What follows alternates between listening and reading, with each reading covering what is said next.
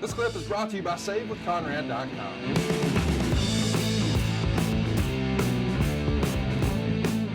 As you put it, did those in the WWF, as they watch Nitro and wonder, how in the hell are we losing in the ratings? Were you guys having those conversations? I know this is 25 years ago, Jim, but do you remember that at all? Conversations. If your game plan isn't producing touchdowns and you're not winning games, would you not review your strategy and who's playing where and who's playing what position? Of course you would. So it's talked about a lot. I miss old Paul Bear, Percy Pringle, Bill Moody. Percy Pringle, that's how I first knew him, from World Class Championship Wrestling. Very underrated manager in his day, in any incarnation. Here's that Don Jardine-esque. Walking the ropes, the big hit. So, JR, speaking of ratings, this show would get a 2.64 rating and a 3.9 share, while WCW is promoting a Hogan versus Piper match on the other channel that never happens, which you guys continually point out throughout the show. Nitro gets a 3.04 rating and a 4.6 share. So just some frame of reference there on how this would all shake out. We're just going to keep competing. That's what I used to tell all the guys.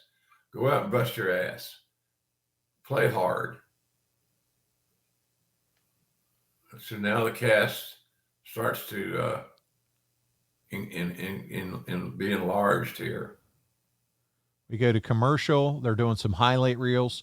Did you, Vince and Michael Hayes, by the way, do the commentary live in studio from the tape? Like, did you go back in, do you remember? And would this be a show? Because this was a recorded show for Raw. I think we did a lot of it there. Again, that's why I point out there was no Lawler. Yeah. And he normally would have been a part of it. And I think we've talked about this before, JR, as we watch these shows during the Nitro era.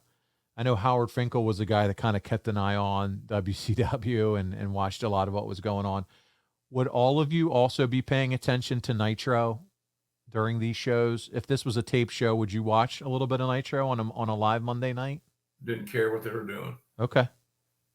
It wasn't going to change my call or my philosophy. If I got to get a dig in, then I get my digs in per instructions.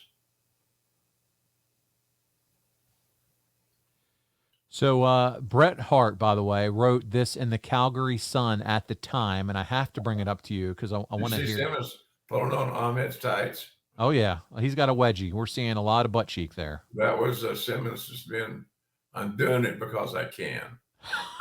And I'm doing it because you can't do a damn thing about it. It's not Rikishi.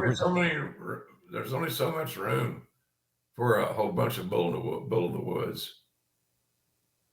And old Ron would make sure that as far as the African-American contingent in this match, he was the bull of the woods. He was the man.